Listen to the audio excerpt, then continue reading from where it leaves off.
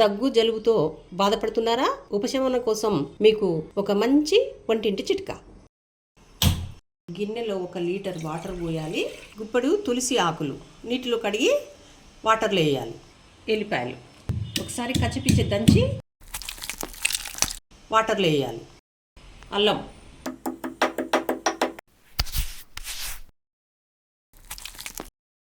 మిరియాలు కొన్ని,